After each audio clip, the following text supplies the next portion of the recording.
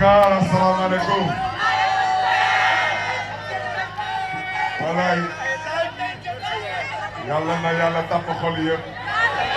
yàlla na xol yëpp féex foofu la dëkk bi toll mbokk yi ku jëf jël ku ñàkk jëriñu walaay nag ku mer bokk kon nag gaañ bu fi kenn mer ñu mer moom xam nañ lu tax ñu mer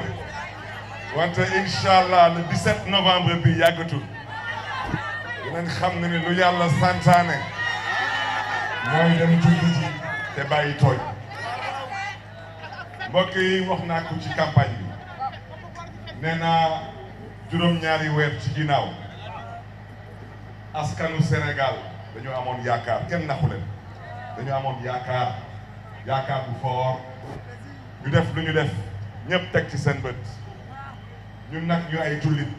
mooy kuy julli et nous prions le même Dieu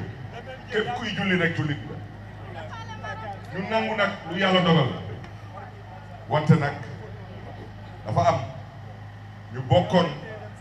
ci 54% yi rek lu yàlla dogal ñoom ànduñu si ba tey loolu mooy dëgg ma bëgg nag ngeen dégg ma ak xel man ñu may jéem a xeex dañuy perte seen temps dama ne ñoom ñoo ma fekk si ci politique ils sont rentrés dans mon monde par effraction maa leen dàq politique fuuf dama seen moroma nee naa leen dinaa leen dóor te suma loxo du leen laal moo tax damay toog di campagne ñu ne ma bax waxal ci programme man na leen campagne gi dinañ ko gagné incha allah wante am na lu ma nar a lijjanti d'abord te daanaka loolu amaana am nañ ci ndam ba pare moo tax ma ne ku jëf jël ku ñàkk jëriñu ku mer bokkoo kon nag dafa am ñu mer ñooñu daal nañ leen ñaanal yàlla may leen xolu muñ ñun daal gaañi waaw mais même soo siisu na nga siisu ak yar ak teggin ne mbokk yi dama ne le 17 yàggatul c'est dimanche incha allah askanu Dakar lay waxal suba incha allah mooy mercredi ginnaaw suba jeudi ak vendredi la caravane Sàmm Sa Kàddu dinañ wër ci mbeddu Dakar comme le ministre de l'Intérieur a dit que nañ ko jox suñu itinéraire Dakar amul itinéraire Dakar c'est une zone géographique à lui de prendre ses responsabilités parce que dinañ caravane te may biir laa wax ci rek ragal dëkku fi am dama ne seen ay caaxaan seen yëfu xale yi ñuy def di ñëw fii di yàq ay rond-point di yàq ay gasoil nekk fi di yuuxu dama ne tout tànk yi xale yi ñuy fi yónni ñooñu ñoruñu ma dafa am benn waay nee na moom day commencé caravane am suma buntu kër tey damaa toog di ko xaar ba tey gisuma ko mais nag malheureusement bu mu duggee ci politique ba tey ginnaaw turam ak santam lépp lu mu leen di wax dëppawul ak dëgg ay fen tey dama naroon caravane yeewu naa tey toog naa ba waxtu bi gisuma ko dama ne xale yi fii ñëw tout tànk yi maa ngi masawu nag askanu Baobab fii laa juddoo fii laa yaroo année prochaine su ci yàlla andee incha allah j'aurai 50 ans duma xale musuma gis Baobab askanu Baobab ndaw ñi gën a di xeex musuma gis tey laa njëkk a gis xale yi di gën a di xeex maa ngi leen di jaajëfe maa ngi leen di bëggee wante mbokk yi dama ne xale yu fi ñëw tout tànk yi suñ fi ñëwaatee ngeen leen may ndox ak glace ñu féexal seen xol yi fi taxawoon ne day campagne fii départ fii 15 heures moom lay xaar ba tey du ko defa voilà dama ne mbokk yi yàlla su bindee képp ku ci lit day nangu norul effacé yàlla su leen mayee ndam noroo leen ko gerte yàlla bind na lu mu bind juróom-ñaari weer ci ginnaaw ñu ànd ñu ñëpp nangu yàlla noppi na démb tey soog a ñëw ndam am na ba pare te dimanche incha allah dinañ ànd fii biir mbeddu Dakar bi et nous allons célébrer cette victoire incha allah cette victoire mbokk yi ça sera la victoire de la vérité sur le mensonge. Ça sera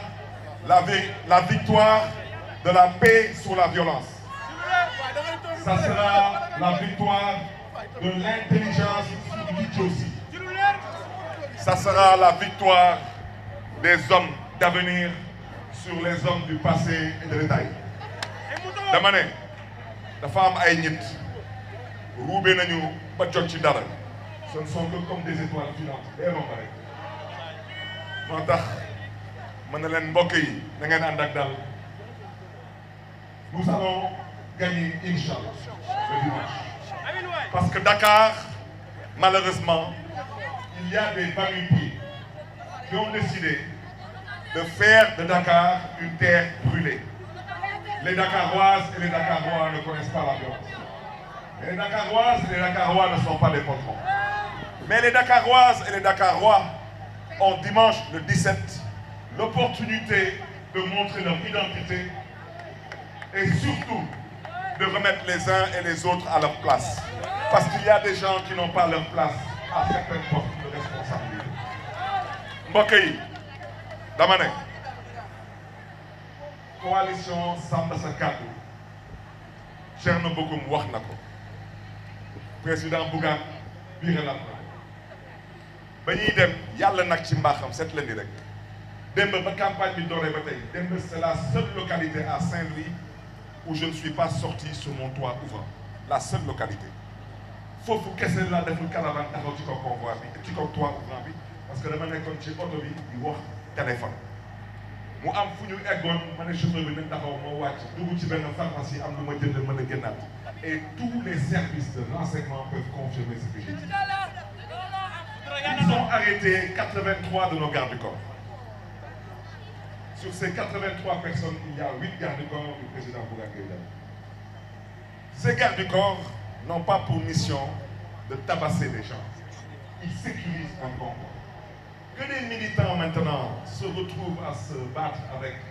des personnes qui sont dans la provocation, c'est un autre sujet. Vous êtes en train de chercher quelque chose que vous ne trouverez pas. Wante nag dama am lu ma metti wante dama koy assumer wante yéen tamit foog ma wax leen dëgg parce que am na fii kilifa bu dul wax dëgg moom moo fi taxawoon ne ba campagne bi dooree ba tey waxul ak monsieur le ministre de l'Intérieur wante comme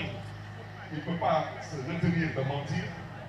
hier encore il a confirmé à quel point il excelle dans le mensonge dem ba nee na moom woo na ministre de l'Intérieur wax na ministre de l'Intérieur que Barthélémy Dias dafa yor ay grenades dafa jënd ay armes dafa yor lii dafa yor laa dafa yor lii may leen ma tuuti parce que dinaa si delluwaat. Je veux m'adresser au ministre de l'Intérieur mais surtout au président de la République. Monsieur le ministre de l'Intérieur jotoo benn BR mooy bulletin de renseignement bu la mën a jox la preuve que Barthélémy Dias dama jënd ay gànnaay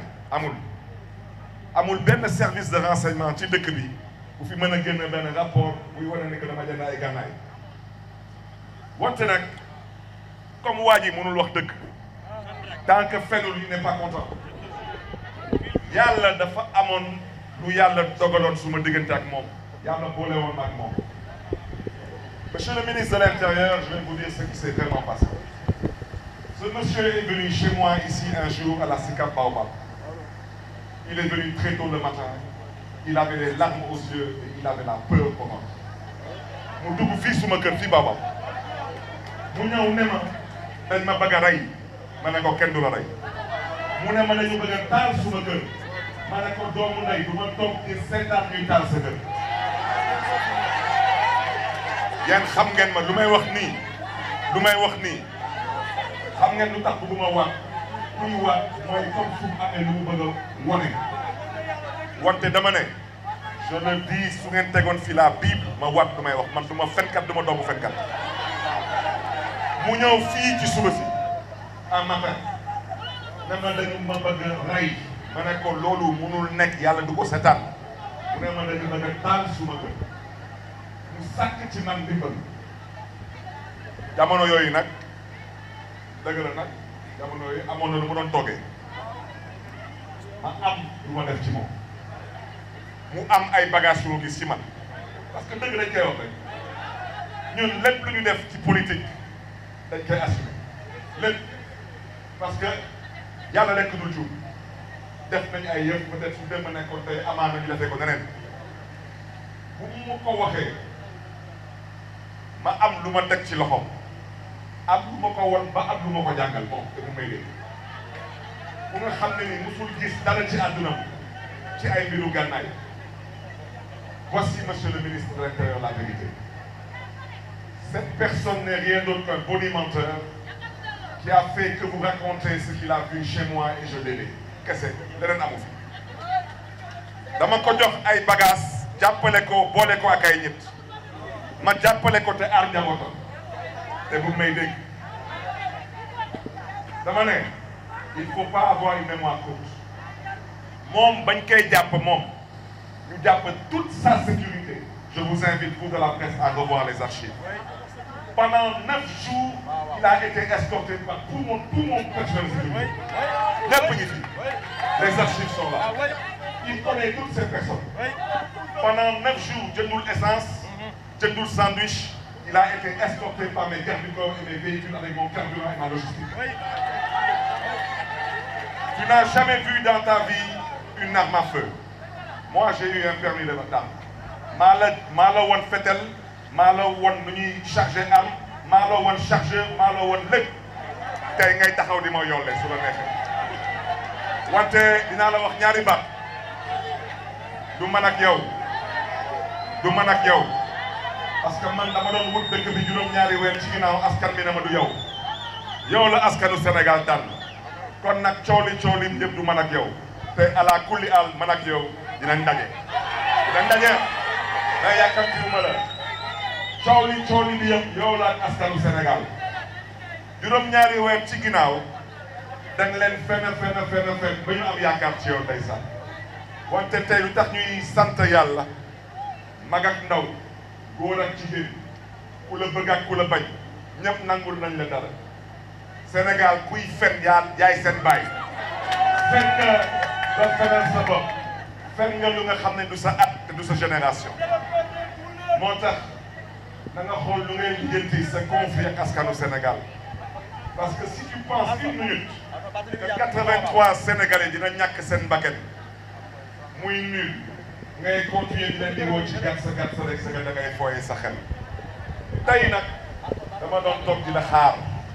ba xool est-ce que wax dëgg yàlla est-ce que am nga sañ-sañu def lu nga waxoon wante tu as confirmé encore que doo nitu kaddu wante nag lu may ñaawlu mooy ngay jël ay doomu jàmbur ngay jël des enfants innocents ngay jël ay xale yu xamul sax àdduna nga leen di yebal fii moo tax maa ngi ñaan xale yi surtout askanu Baobab xale yi suñu duggaate fii dégg naa nag tey da nga leen chifaay wante nag suñu ñëwaatee suba da ngeen may ndox ak glace parce que ñoom soxlawuñu leen ku ñu soxla mooy ku ñu yeb ñun askanu Dakar ba taxaw ne day taal Dakar kooku la ñu bëgg a xam fan lay jaar ba taal Dakar soo xalaatee que kenn ci ñun fii nous allons t'aider à avoir encore du sang deret tu es assoiffé de sang yaa xam foo jëm ak sa ay sarax wante doo ko fi amee yow nag dañ la fal am ci yow yaakaar nga foog ne ni que mën nga nekk ak sa ay xarfu fuufu continuer di ne da ngay nax nit ñi balaa may dee nga ne dañ la bindal ordonnance su Valda ak kon mën a meew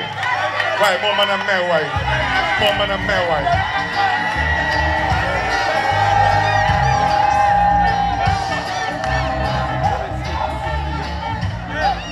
wante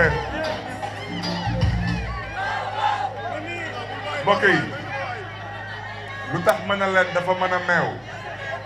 mais na ngeen jéem tey ci guddi ngeen xool pourtant nag neex na ngeen jéem meew ak Valda ngeen xool nu mu mel neex na te wallaay baax na ci pour